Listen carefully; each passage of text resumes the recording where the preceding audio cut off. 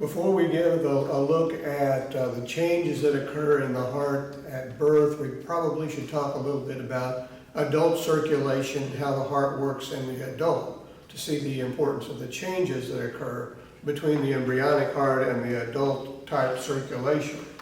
So when I say adult, I mean after birth, really. Before you're born, you don't use your lungs for respiration, so you don't need to send blood there. So most of the changes have to do with redirecting the blood from places that weren't used as much before birth to areas that need more blood, mainly the lungs after you're born.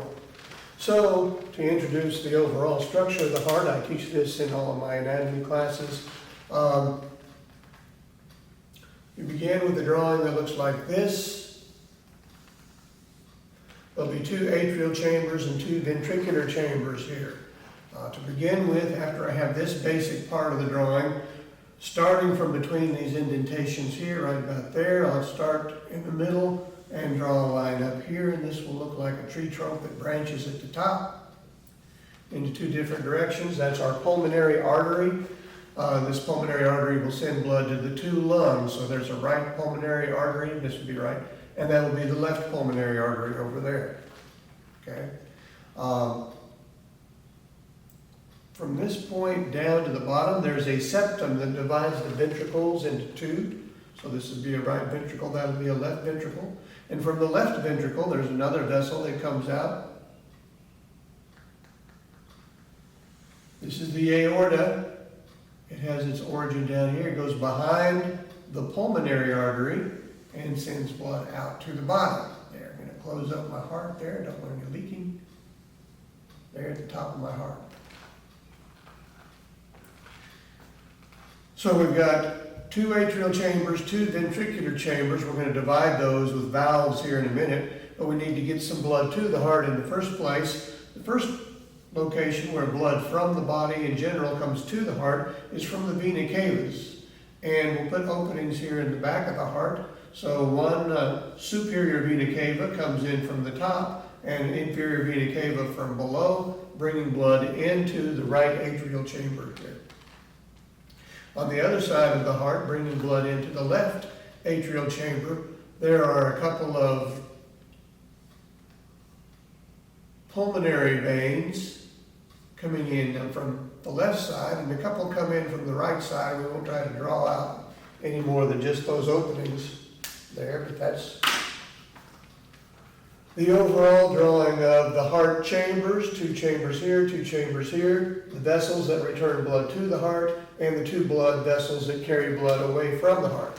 Now we're going to put in our valves. I draw the valves in a little arc, bowed arcs like this. This would be the right atrioventricular valve between the right atrium and the right ventricle. Next, we have the left atrioventricular valve between the left atrium and left ventricle. So when the ventricles contract, we don't want blood going back the wrong direction, so this valve stops the flow of blood in that direction. Next, we have some valves at the base of both the pulmonary artery and the aorta there. So that when blood is pumped up into the pulmonary artery, we don't want it to fall back into the ventricle again. We want to keep this one-way flow through that valve. Let's go ahead and label some things now. We're going to label things that have to do with deoxygenated blood coming in on the right side with blue, and then on the left side, the oxygenated blood we'll deal with in red. First of all, here's your superior vena cava.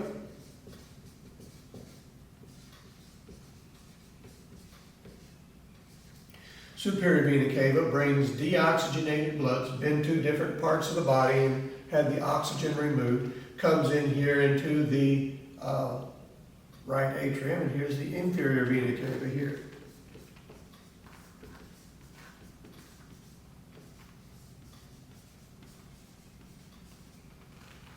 So superior and inferior vena cava bring the blood, it's been to all parts of the body, what we call systemic circulation, brings that back into your right atrium.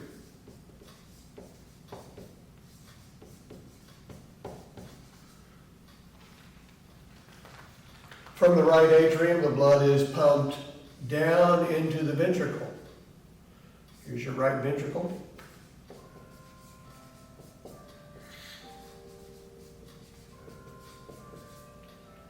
And the valve between the right atrium and the right ventricle right here, this is the right atrioventricular valve.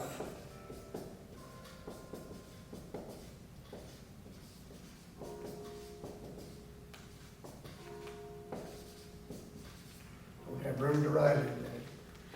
Next, when the blood is pumped out of the ventricles, it's pushed up through the pulmonary semilunar valve right here.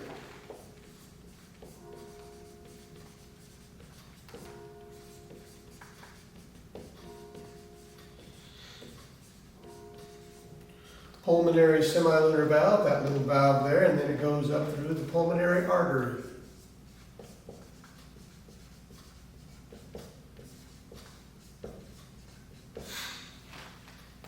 So that's the circulation from the right side of the heart.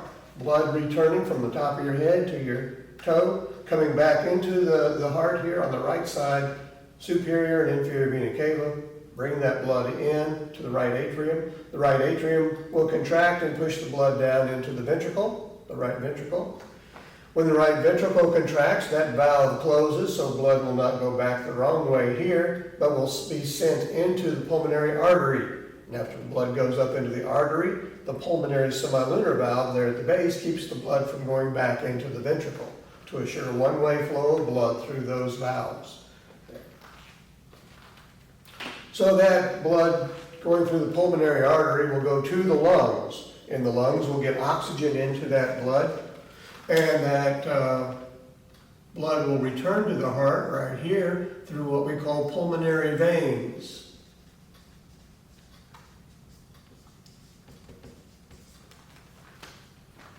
Arteries carry blood away from the heart. Veins bring blood toward the heart. So we have the blood emptying from our pulmonary veins here into our left atrium. Between the left atrium and left ventricle, we have our left atrioventricular valve.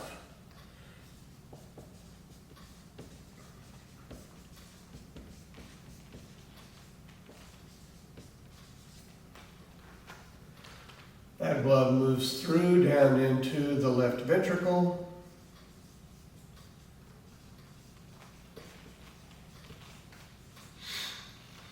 And then that blood is going to be pumped out into the aorta through the aortic semilunar valve.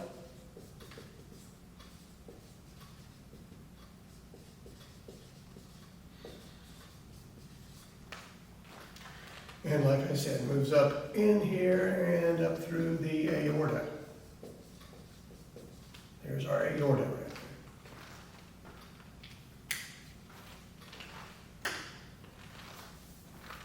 So those are the basics of the human heart circulation. Blood that goes out through the aorta goes to all parts of the body, like I said, from the head to the toe. It's what we call systemic circulation. It goes to most of the body systems, your skin, your abdominal organs, and so forth. So you have systemic circulation supplied by the aorta, and all of that systemic blood then comes back after the oxygen has been removed, which it's returning to the heart through the superior and inferior vena cava coming into our right atrium. That blood, that systemic blood, is then, it needs oxygen, so it's sent to the right ventricle and then to the pulmonary artery to go to the lungs. This is referred to as pulmonary circulation, the route to the lungs and back to the heart. That's pulmonary circulation. Systemic circulation is out to the body through the aorta and then back to the heart through the vena cava.